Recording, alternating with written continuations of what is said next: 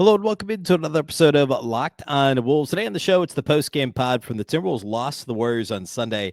The Timberwolves rode their defense to a 4-game winning streak, and it was the defense that did them in the second half against Golden State, plus some late-game offensive execution issues.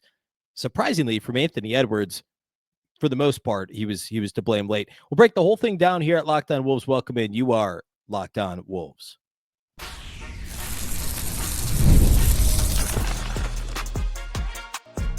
You are Locked On Timberwolves, your daily Minnesota Timberwolves podcast. Part of the Locked On Podcast Network, your team every day. Hello and welcome to the Locked On Wolves podcast, part of the Locked On Podcast Network, your team every day. My name is Beecken. I'm the host of Locked On Wolves. Today's episode is brought to us by FanDuel. You can start this season with a big return on FanDuel. New customers can place a $5 bet. You'll get started with $150 in bonus bets if you win your first $5 bet. Visit FanDuel.com to get started. Happy Monday, everybody. Hopefully you had a fantastic weekend. Of course, the Wolves started the weekend with an exciting win over the Warriors on Friday. It turned into a blowout win late, but Sunday was, I wouldn't call it the exact reverse because the Wolves did build a nice little lead early. Rough third quarter allowed the Warriors to not only get back into it, but build a double-digit, or I guess a 9-point lead of their own in the fourth quarter. Tough close for Minnesota. Right after they took a lead, things kind of went downhill. We'll talk about the whole thing next. We'll talk about the defensive issues in the middle of the game, the offensive issues down the stretch. We'll talk about Steph's brilliance, some of Ant's, frankly, brilliance the first 3.5 quarters, and how tough the close was for Minnesota. A lot to get to today. A really fun game still on Sunday. The Warriors-Wolves matchup is a really fun one. So we'll break all that down here on the show today. A big thank you off the top for making Locked On Wolves your first listen every single day. Of course, this show is free and available everywhere. No matter where you like to listen to podcasts, you can find Locked On Wolves. You can also watch on YouTube, or you can download the Locked On Sports Minnesota app on both Roku and Amazon Fire TV and watch there. A reminder about the Locked On Wolves daily newsletter. It's one stop for ultimate team and league coverage delivered right to your inbox. Sign up for free right now at lockedondaily.com. Again, that's lockedondaily.com. Start your day with the all-new free Locked On Wolves newsletter. Okay. A ton to get to today. Again, really fun pair of games. Friday night was a lot of fun. Sunday was fun. Obviously, the result was not what any of us wanted. But just a really great matchup. Now, no Andrew Wiggins in Sunday's game for Golden State. He played Friday, tweaked his ankle. Remember, he had been, I think, questionable actually going into the game Friday, tweaked it mid-game and didn't return, and then was questionable Sunday, ended up not playing at all for Golden State. And the Warriors changed their lineup. They went a lot smaller. They saw a little bit of success on Friday with a smaller lineup. So on Sunday, they actually changed 60% of their lineup. Curry and Kuminga were the only guys that started Friday that also started Sunday. Now, Draymond Green had returned on Friday after being absent for a stretch with an injury. He came off the bench Friday. He was back in the starting lineup as the Warriors went smaller and was in the front court with Kuminga on Sunday. Gary Payton II and Buddy Hield also started in place of Wiggins, and then Brandon Podziemski, who, of course, still played but came off the bench on Sunday. So a different lineup for Golden State. And it was a strong way to combat a Timberwolves defense that, there's really no other way to say it. They were stifling on Friday against Golden State and were stifling the 3 games prior to that. Well, I think it was 4 straight games. The Wolves didn't give up more than 93 points in a game, including Friday in Golden State. They held the Warriors to, I think, 90 on Friday night. And so the Warriors knew that going smaller would at least complicate things for Minnesota, and that's exactly what happened. I want to rewind a little bit, though, and talk about how good the Wolves were at the start. We'll talk kind of overall game flow and then hit a couple of key defensive points. And there were some pretty, I thought, important individual performances for the Wolves that I want to talk about today, too. The Wolves built an early lead in this one. They led by 9 at the end of the first quarter. And I thought just the Wolves played really well overall. They were playing hard. Teams were going at it. It was a little bit chippy. And Jaden McDaniels had a really impressive start on Steph Curry. He forced, I think, 3 turnovers early in this game. Had one where he turned over Steph Curry, took it the other way, and got a bucket himself on the other end. Julius Randle had a good start. The Wolves were up 14-7. Warriors went on a little mini run themselves, and then the Timberwolves closed strong and were up 30-21 at the end of the first quarter. And then in the second quarter, the Wolves bench got off to a little bit of a slow start, and Golden State did a good job at just making threes to stay in the game. It ends up being a wash of a quarter, 28-28. The Wolves were up 9 at halftime. And then the third quarter is when things really fell apart for Minnesota. The Warriors sped the game up, and the Timberwolves could not keep pace. Golden State, of course, plays faster than Minnesota. We know last year the Wolves were one of the very slowest teams in the league. And while they've kind of picked their spots a bit more this year, and Chris Finch implored the team, and I've talked about a lot on this podcast throughout the offseason and early leading into this season, the Wolves leave points on the floor by not running in certain situations. However, we also know they can get crushed in transition defensively, and that's happened off of both makes and misses at times this year. Well, it had improved quite a bit over the 4-game winning streak the Wolves had going back over a week now. It's still been an issue throughout this season, kind of here and there. And it was a big issue again. I mean, the Warriors were running after makes. They had only 2 fast break points at halftime, and they finished with 19 fast break points. So 17 of their 19 fast break points, transition points for the Warriors, were in the second half of this game, and a ton of them came in the third quarter. The Wolves ultimately gave up 44 third quarter points, the most points the Wolves have given up in any individual quarter so far this season through the first 23 games. It was a track meet. And like I said, they were running after makes and misses, and the Timberwolves were unable to keep up. The effort level wasn't there in transition for Minnesota. And at times, they would push back and get some transition buckets of their own. The Wolves did have 9 fast break points themselves in this game. I actually thought that number would be a little bit higher when it was all said and done. But they just couldn't ultimately keep pace. The Warriors knew they could just keep pushing and pushing and pushing, and eventually they'd get some easy buckets. That's exactly what happens. Quick triggers from Steph Curry, quick trigger from Buddy Hield, who adds just a really flamethrower, an additional flamethrower element, kind of in that, certainly not exactly the Klay Thompson role, but that, sort of idea, playing off the ball for Golden State and in transition, just letting it fly. I mean, it was just a really, really impressive quarter from Golden State, and the Wolves just couldn't match the energy of Golden State. Now, because the Warriors played so fast, the Wolves scored 32 in the frame, and it makes it look like, the Wolves are clicking offensively. No, it was a high-pace high-pace quarter, a lot of possessions to be had. So the Wolves scored 32, but they gave up 44 and were minus 12 for the quarter, went from up 9 at halftime to down 3 going to the fourth quarter. A really, really tough frame for Minnesota. And it was all because Golden State forced the issue. The Wolves were unable to keep pace. The fourth quarter, Golden State built their lead up to 9 early in the quarter. At one point, they led by 11. I guess it did hit 11. And I want to talk here in a moment about what the Wolves did down the stretch. And actually, we could do it now. Actually, no, let's do it now. So the Wolves got to within 9. They were within 9 with just over 7 minutes to play. Actually, no, let's start when they were down 11. They were down 11 with 8.5 minutes left in this game after a Buddy Hield 3-pointer. The Wolves cut into it with Nickeil Alexander-Walker. He makes a bucket. Then Jaden hits a bucket after a turnover. Warriors call timeout. Hield makes a shot. It's now an 11-point game. Alexander-Walker hits 2 threes with a miss from Hield in between. Now a 3-point game. After a couple more possessions, the Wolves are to within 2 again. Anthony Edwards makes a really tough, kind of almost a running 3 from the right wing. It got a ton of elevation, was on the move, hits the 3, puts the Wolves up 1. It's 106-105 at the 4:47 mark in the fourth quarter.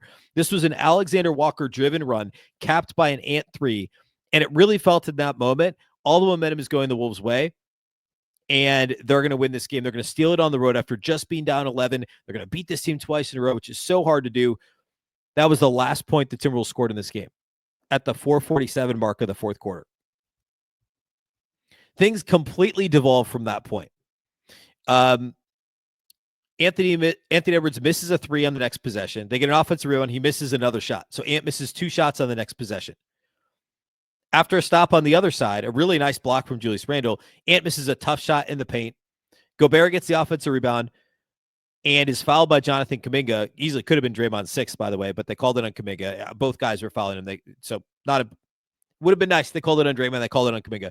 Gobert misses both free throws. And Rudy Gobert, I don't know if people realize this, is over 80% this year from the line, which would easily be a career high, but he's been great. He misses both free throws. They get the offensive rebound, have a shot clock violation because the ball goes back out to Ant. Apparently doesn't realize it's only a 14-second reset, not a full to 24. Kuminga finally scores on the other end to put the Warriors up 1. So they're still just down 1. Ant misses another three on the other end. Then McDaniels fouls Curry. Silly foul call, silly foul for McDaniels. The dumb thing where Jaden has his, the arm bar out and Steph runs into it and falls over. That happened at least twice in this game for free throws. He does it when they're in the penalty. It's like the, I don't know. It's like the, oh my goodness, I'm blanking on the rip through. All the guys that did the rip through back when it was a foul call and would do it in the penalty and get free throws. That's basically what this is. So now they're up three. Ant misses another three on the other end for Minnesota. The next offensive possession, Alexander Walker takes it into the paint. He gets blocked. They're still only down by three, because Golden State can't score either. Ant turns it over. The only turnover in the stretch, he gets caught in the air, turns it over. Buddy Hield hits a three in transition. It's a 6-point game with 57 seconds left, and that is effectively the end of the game. Offensive execution down the stretch, but what led into it was the defensive issues in the third quarter. They just played decent defense and can slow the game back down. They win this game, and there's probably not even a need for this crunch time, or at least not a need for this Nickeil Alexander-Walker-led comeback when you're down 11 in the fourth. So great job, Alexander Walker, and that 1 3-point make from Ant to get them back into it and in a 1-point lead. But then the offensive execution where it was just Ant and nobody else, and then ultimately the one backbreaking turnover, that's what finishes the Wolves off in this one. They ultimately lose by 8. I want to talk about some of the defensive issues and especially, dig in a bit on that third quarter before we get to some of the positives, some strong individual performances in this game for some Wolves players. We'll do all that here next.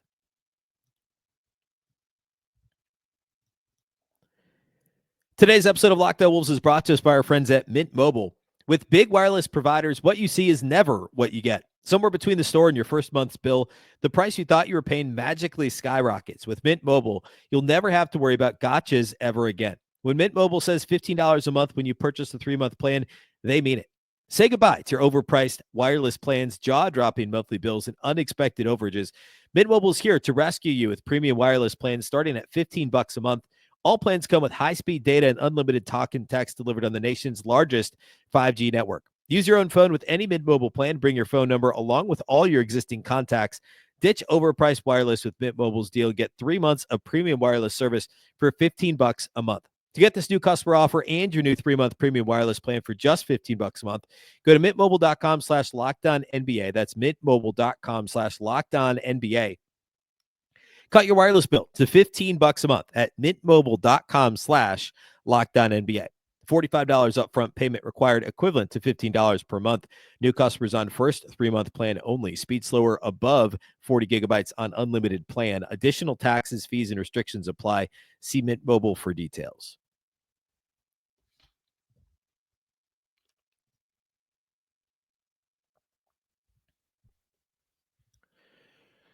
All right, so again, the Timberwolves are up 9 at halftime in this game. So what happens in the third quarter? We talked a lot about the transition issues already. That, to me, was the biggest problem. But something else the Warriors did, I talked about them going small to start, like their starting lineup was smaller. What that did, digging into this a bit more, is it allowed the Timberwolves it forced the Timberwolves to be more in rotation with Rudy Gobert up in pick and roll coverage, right? Like instead of a true drop, he was playing up. He wasn't all the way to the level, but it was more of a soft drop. And Steph Curry is such a good pocket passer. Jack Borman and I talked about this on the post game, the live postcast Sunday night, which if you missed it on YouTube, we do live postcasts after every game on Locked On Sports Minnesota on YouTube. Often it's Luke Inman hosting with Jack Borman. Occasionally I'll fill in. We got a couple other guys that are going to fill in too here coming up. Fill in for Jack on the analyst side. But we talked about this on Sunday night, and if you missed that, it is the episode before this in your audio feed. If you're listening on wherever you listen to podcasts, you can find that conversation. But Jack and I talked about how good Steph Curry is as a pocket passer. He's one of the very best in the league, actually best of this generation.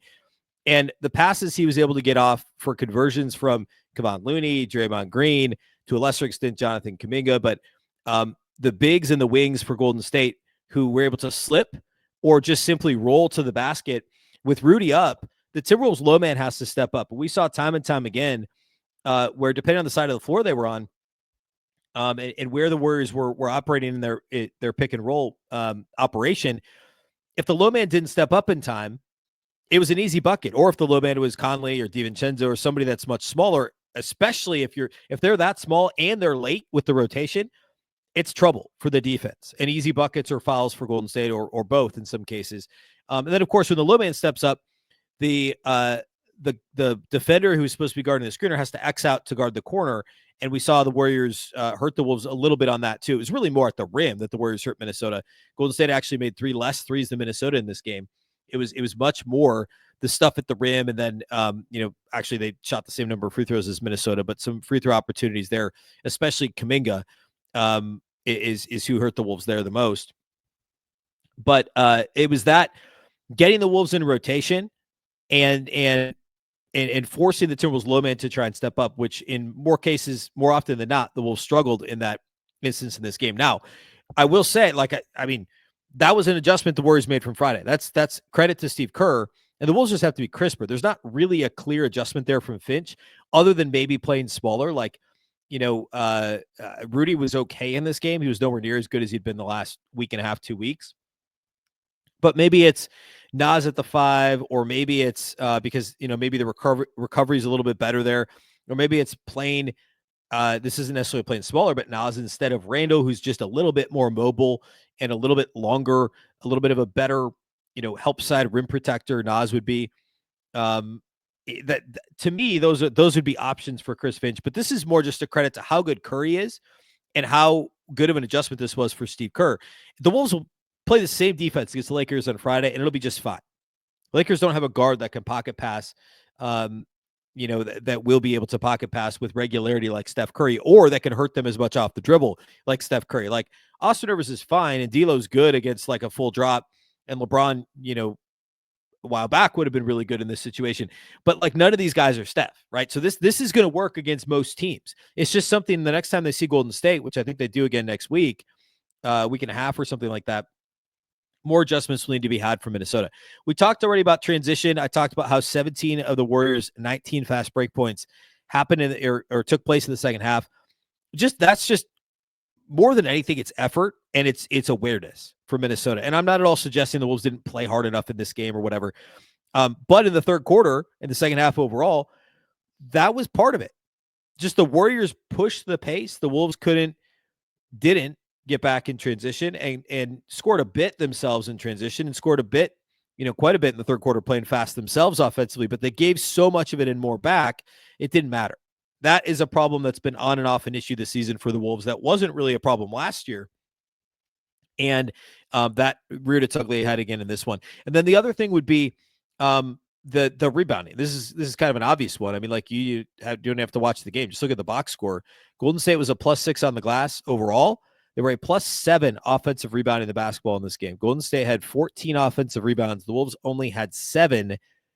And Golden State's their second chance points in this game were, I believe they were over 20 second chance points, which was the offensive rebound number is similar to what they did Friday against Minnesota, but the ability to score off of those was a much bigger deal. And Jack and I talked about this on the postcast too. Something I flagged last week on a postcast with Jack previewing the matchup with the Warriors was those long and intermediate rebounds the Warriors generate with all the jumpers that they take. And the Wolves just didn't get rebounding from their backcourt, especially. Like Rudy had 9 boards, Randle had 11 in this game, but Mike Conley, Dante DiVincenzo, and Nickeil Alexander-Walker combined for 2 defensive rebounds in this game.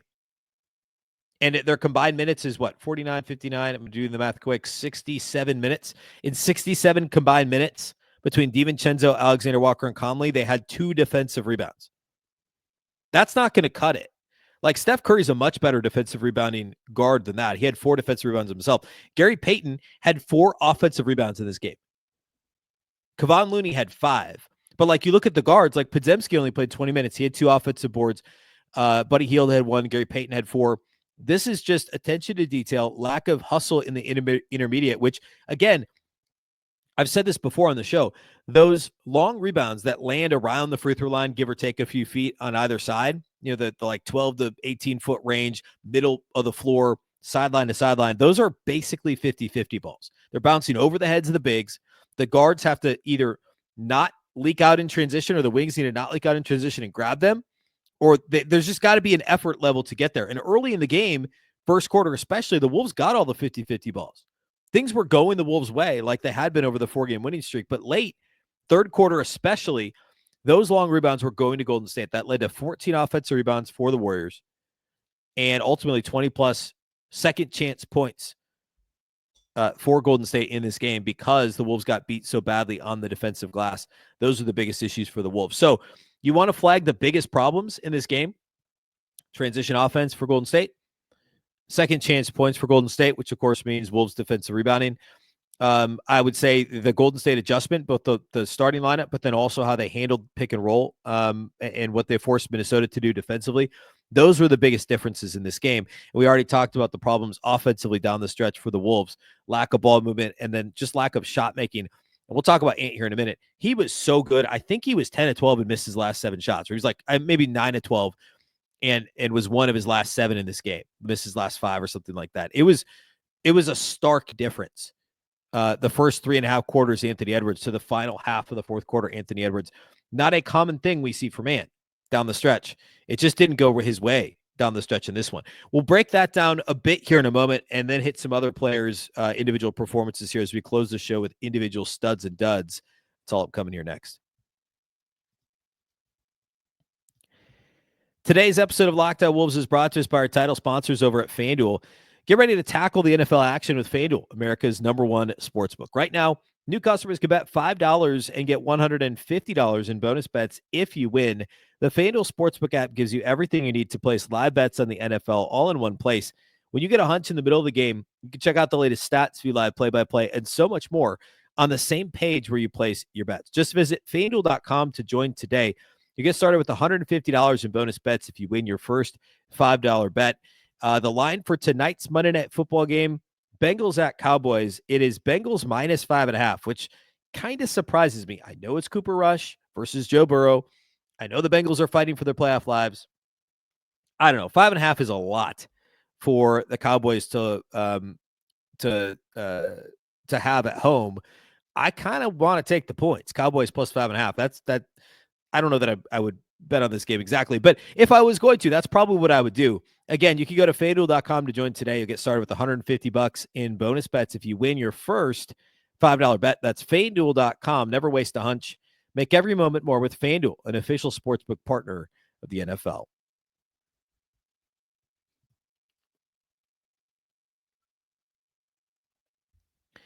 All right, let's close with individual studs and duds, as we always do on the postgame podcast. Ant was tracking to be a stud easily in this game, so I'll address his performance first. I'm not going to I kind of still have to give him a stud, don't I? It was such a rough close to the game. I think I have to, just based on the rest of the performances. But here's the thing. I'm pretty sure he was 9 of his first 12, and he finished 10 of 19. He was 5 of 9 outside the arc, which is still great, over 50%. 6 assists, 5 rebounds. That looks nice. He did turn it over 6 times. He was 1 for his last 7 from the field, including all those missed threes late. I think he was 4 of his first 5 and missed his last 4 3-point attempts. He only got to the line once. He was 5 of 10 on 2-point shots and 5 of 10 on 2-pointers, 5 of 9 on 3-pointers. And if you look at his shot chart, there's a reason he was only 2 of 2 at the free throw line. He only attempted, I believe, 2 shots within the restricted area in this game. He was 1 of 2 in the restricted area. He was 4 of 9, 4 of 8 on non-restricted area twos. A bunch of jumpers right around the dotted line, the free throw line, circle dotted line. What is that? 10, 12 feet away from the rim. Just a lot of those kind of tough mid-range fadeaways, which we know he can hit. And he was shooting the ball so well early in this game. But late, he was trying to get to that spot, and the Warriors were doing a good job sending 2 at the ball. But late, like really just kind of making him see over the double. And he was taking the bait. And obviously we know he can make those shots. It just didn't work out for him. Missed a bunch of shots late. But the shot making for him early, it didn't matter. Catch and shoot off the dribble, transition, half court. Like he was making everything. It was so good for the first really 3.5 quarters of this game. I would still give him a stud because he was that good early. As the Wolves built an initial lead and then kind of maintained at least throughout the first half. Nickeil Alexander-Walker was probably the Timberwolves' best player on the floor for long stretches in this game. I don't know about overall. He had a kind of a rough defensive stretch. Third quarter was kind of rocky for him. Played 24 minutes and only had 1 rebound, 1 assist. However, he had 19 points on 7 of 9 shooting. He is the reason there was even clutch time in this game. When they were down 11, he scored like, I don't know, I think 11 points in about 3 minutes himself. Was 4 of 5 on threes, hit a tough 2 that pulled the Wolves to within a bucket before Ant hit that 3 that put them on top with just under 5 minutes to play. And played really well overall. I thought put good pressure on the ball defensively, as he often does. Just some rocky moments there in the third for Nickeil, but overall a strong performance, and he has to get a stud in this game as well. Jaden McDaniels is my third one. Jaden was outstanding, and shame on me for not getting to Jaden until like the 25-minute mark in this podcast. Jaden was 9 points on 9 shots, which doesn't pop off the page. He had 4 rebounds, 3 assists, 2 steals. Still doesn't really pop off the page. And I know Steph Curry had 30 in this game, and Jaden was his primary. But I thought Jaden McDaniels was really, really good. And he probably should have gotten more shots up. I'm sure Chris Finch would say that. I didn't watch the post-game press conference yet, but I'm sure that he'll say that because he, as he said before, he thinks Jaden's a bellwether for the offense. And Jaden's been playing better overall lately. Like, as bad as he was the first few weeks of the season, and I just did a show a week ago, not even a week ago, on the common thread between the Wolves' worst, most used lineups, and it's Jaden McDaniels. But over the past week and during this win streak, he's been really good. I mean, he had double figures in three of the 4 games during this win streak coming into this one. He again was over 40% from the field, which we saw 3 times in the last 6 games, which is good for him. He made, a 3 again in this game. So he's got a nice streak going with making threes. He's been a little more active on the glass. You would have liked to see a little more in this one in 36 minutes in a game where they got severely out rebounded. And foul troubles, wasn't quite an issue in this one. And Steph's a tough cover, obviously. But all that to say, Jaden's been playing a lot better, and I thought he was good in this game. It's not entirely his fault that Steph ended up with 30. There were maybe a couple more screens that Jaden could have fought through differently, but like grand scheme of things, I thought Jaden McDaniels played extremely well in this game. Duds. This is a tough one for me. I think I don't know that anybody really was a straight up dud in this game for the Wolves. But like there were 3 guys who you really kind of needed better games from. You didn't really get it, which I guess maybe that's the definition of a dud, but they all had good moments. Like Dante DiVincenzo had 8 points on 9 shots in 18 minutes, which isn't great. 2 of 8 outside the arc, 25%, not great. But I thought he did some good things and was aggressive. For a minute there, it looked like he was going to get back on track from outside the arc. It was a bit rocky. Rudy Gobert only got 3 shots up in this game, which of course isn't entirely his fault. He missed those 2 key free throws down the stretch I talked about in the first segment, had only 4 points on 3 shots, 9 boards. He did have 3 blocks, a couple impressive ones in this game, just not as good in this game for Rudy. And I talked a little bit already about what the Warriors tried to do differently defensively to kind of try and limit his impact. And I thought the Warriors did a really good job with that. And then Julius Randle, he had a double-double, led the team in rebounding. Great. 14 and 11. But he was 4 of 14 shooting, had a couple of turnovers. And late in the fourth quarter, I thought he was a little bit of a problem because he wasn't able to quick trigger 3-pointer, like if Nas was on the floor or if Conley was on the floor in place of Randle, you would have had a better threat from deep. I know he's 2 of 4 on threes in this game. I just thought that, again, late game offense, if it's not going through Randle, it gets a little clunky if he's like the next option. And we saw that in this game. I just didn't think it was smooth. And he did have a couple nice plays late. He had a nice offensive rebound. He had a nice block. I think it was on Peyton, maybe on the other end. But it was a bit of an uneven Randle performance. And like I said, I don't really feel comfortable calling Randle, DiVincenzo, or Rudy in this game a dud. I thought they all had good moments. I just think that like they all contributed to the negative side of the ledger overall in this game. Josh Minette, by the way, had a good stint in the first half, had 5 rotation minutes, knocked down a 3, played at the end of the first quarter again. Like he's earning more of a look. I just don't know whose minutes he's taking, especially if Jaden's not in foul trouble. Alexander Walker's playing well. Nas has played well lately. So I'm not sure what that looks like. And Rob Dillingham hopefully will be back by the time the Wolves play again on Friday. But good to see Minot continue to get, at least a look as part of the Timberwolves rotation. All right. That's all in this one. The Wolves don't play till Friday because the NBA Cup stuff this week. So we'll have 3 shows between now and then. Friday, we'll get you ready for Wolves-Lakers Friday night. The Lakers finally won, by the way, on Sunday. They beat Portland by, double figures, I think. After, let's see, by 9. No LeBron in that game. AD had a really strong start for them. They end up holding on. They've still lost 7 out of 10, including that blowout loss to the Wolves last week. So we'll see the Lakers back at Target Center Friday.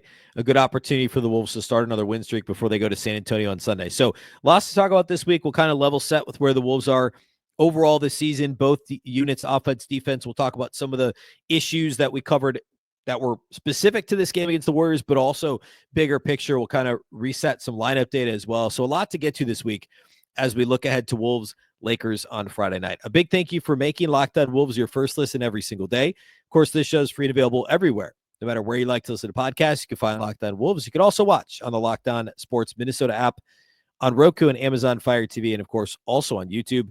You can follow on X at Locked On T-Wolves and also at Beecken with 2 B's, 2 E's, C-K-E-N. One more reminder about the LockedOnDaily.com. You can sign up there to get the Locked On Wolves newsletter. Again, LockedOnDaily.com. Start your day with the all-new free Locked On Wolves newsletter. Of course, the Locked On Wolves podcast is part of the Locked On Podcast Network. Remember, the Locked On Network is your local experts on all the biggest stories. Once again, I'm Ben Beecken. This is the Locked On Wolves podcast, and we'll catch you next time.